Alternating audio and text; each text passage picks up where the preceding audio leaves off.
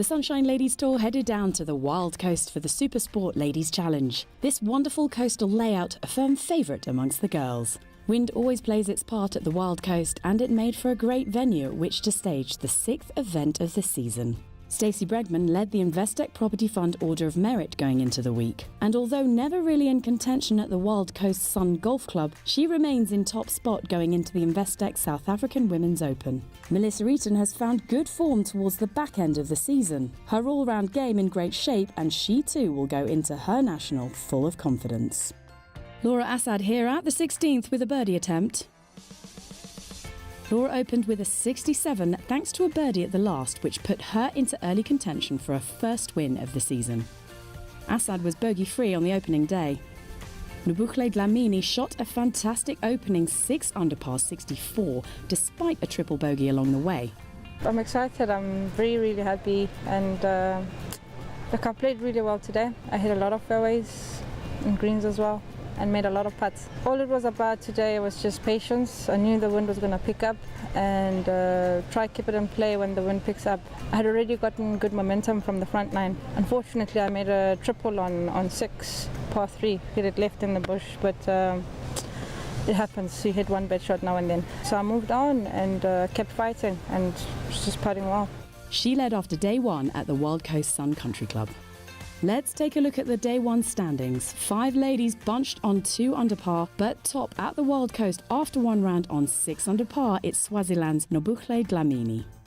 After getting to grips with the layout at the Wild Coast on the opening day and jostling for position, the weather conditions certainly favoured the early starters. No wind to speak of, and a cool morning greeted the players as they went through their pre-round routines ahead of what turned out to be an interesting day. After an opening 69, Melissa Eaton birdies the 6th hole on her way to a second round 65, taking advantage of the conditions. Kim Williams added a 2 over par 72 to her opening 2 under par 68, thanks to this birdie at the 3rd hole. Williams finished the day tied for 8th place. Dlamini, this her 3rd to the 18th, added a 69 to her opening 64. Out in the morning, she set the early marker at 7 under par with a round to play at the Supersport Ladies Challenge. As the morning field completed their rounds, the coastal conditions deteriorated. Clouds moved in and the wind along with it, making scoring difficult on the second afternoon. Laura Assad kept herself in the mix despite conditions. A level par 70 enough to ensure she'd end the day in 4th place on her own. Her solid putting stroke valuable out there. Jessica Carlson improved on her opening 68 by a stroke to shoot 67 in the difficult conditions. After 2 days of the Supersport Ladies Challenge, only 2 strokes separated the top 3 players. A Swede in 3rd, a South African 1 ahead, but leading the way was Swaziland's Nobukhle Dlamini.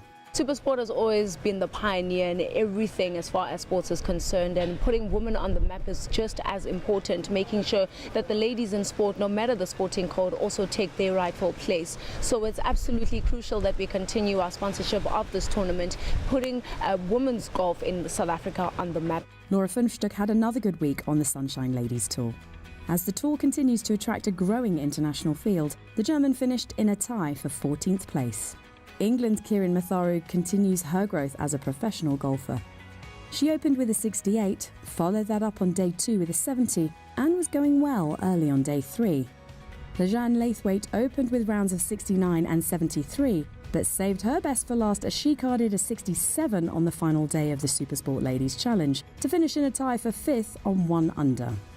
She couldn't birdie the 7th, but would go bogey-free on day 3. Laura Assad here at the 3rd hole for her birdie. Assad started the day 2 back and was looking to put early pressure on the ladies ahead of her.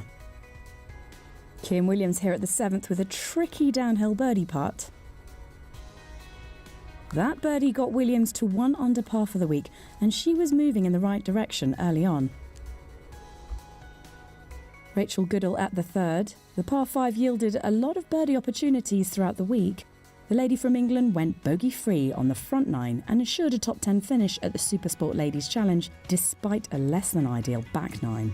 Switzerland's Azalea Michetry finished the week as the top amateur on 2 over par. She managed to pip to the post Scotland's Hannah McCook and Shannon McWilliam by a single stroke. The future of women's golf looks bright. Kieran Matharu secured her par at 7. She'd birdied the 7th on day 2, but couldn't repeat the feat on the final day. Matharu with 7 straight pars. Melissa Eaton with a nice touch on the 3rd green. The girl from the south coast used to these conditions and this type of terrain, so using her experience to good effect. This is Laura Assad's 3rd at the 7th hole.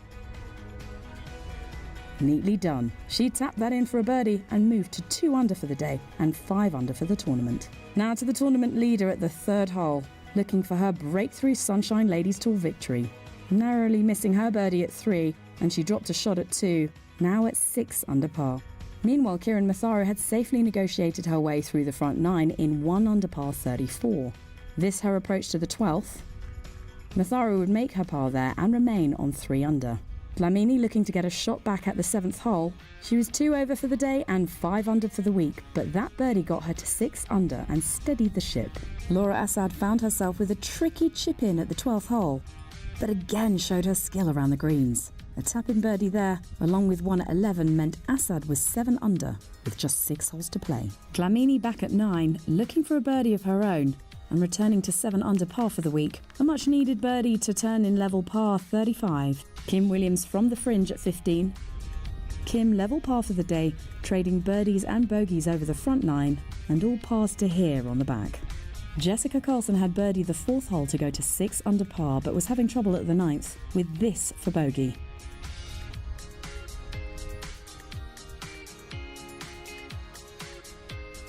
That double bogey meant she turned in 1 over par and had ground to make up on the front runners.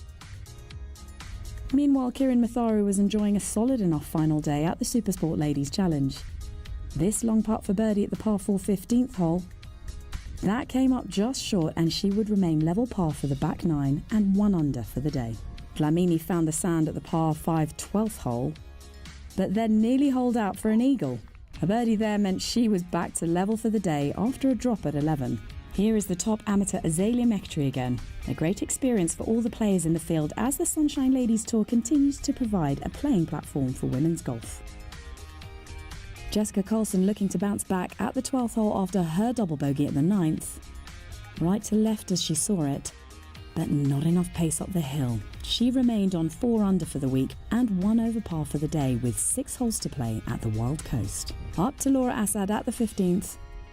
Down the hill to the green, she gave that one a lot of ball flight in the wind and really went at the flag, taking it over that front bunker. A very attacking shot by the South African. Up to the 18th hole, and Norway's Stina Resen looking for a birdie to finish off with. A par for Resen, and she'd finish on 2 over par for the week with rounds of 68, 72 and 72 over the par 70 layout. Melissa Eaton had a birdie putt of her own at the par 5 12th hole. Unfortunately, she pushed that one and had to settle for a par. A par meant she'd remain on 1 over for the day and 5 under for the week. After Assad's attacking approach to the 15th, here is her birdie attempt at the par 4. Nicely converted, and after back-to-back bogeys at the 13th and 14th holes, a much-needed 3. Kieran Matharu looking to save her par at the last hole and finish on 3 under for the week. Much like throughout the week, that one coming up just short for Matharu. She finished the week on 2 under par and in 4th place on her own, still in good form with one event of the season left. After the disappointment of not converting her birdie at 12 and bogeying the 14th, Eaton also chose the aggressive route at 15. Great second shot. She tapped in for her birdie at 15. Kim Williams looking to finish her week at the Wild Coast with a par. That one staying up. Williams finished in a tie for 8th. After trouble off the tee at 15, Dlamini recovered well, and this was her birdie attempt at the par 4, but still work to do for the girl from Swaziland. After a drop at the 17th, this putt was to save par for Laura Assad. She had a bit of an up and down final day, matching 5 birdies with 4 bogeys for a 1 under 69 and 2nd place overall at the Supersport Ladies Challenge. Assad making solid progress on the Sunshine Ladies Tour, but came up just short on the Wild Coast. Dlamini was on 7 under at 15 and needed this to save par and effectively secure victory. A big moment. Wild course is beautiful. I love the golf course the moment I stepped onto it, and I was feeling good. Like I've said before that, you know what, I'm playing well, but just not winning. This week I felt good, and when I made putts and everything was just in sync, I felt I could win, and I just kept fighting. Today was really tough, but I kept it going, and I said if I play a little par or better, I should be good. But it was all a process. I wasn't too worried about the results. I just needed to play good golf today, and I did. As the final group made their way to the 18th hole in blustery conditions, Dlamini held a 3-stroke lead over Assad. Dlamini, however, added some late drama after trouble off the tee. This was her 4th shot at the par 4 last hole. A very good bunker shot under pressure left her with 2 putts for the win. Melissa Eaton for a par at the last hole to finish on 4 under for the week alongside Assad. And that's how narrow the margins in golf can be. Not the final round Melissa Eaton wanted, but she had a very good week overall and a top 3 finish at the Supersport Ladies Challenge.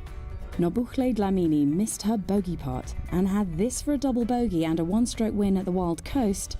The Supersport Ladies Challenge, her first Sunshine Tour victory and a well-deserved breakthrough for Dlamini. There we have confirmation of the final result of the Supersport Ladies Challenge held at the Wild Coast Sun Country Club. A week to remember for the girl from Swaziland.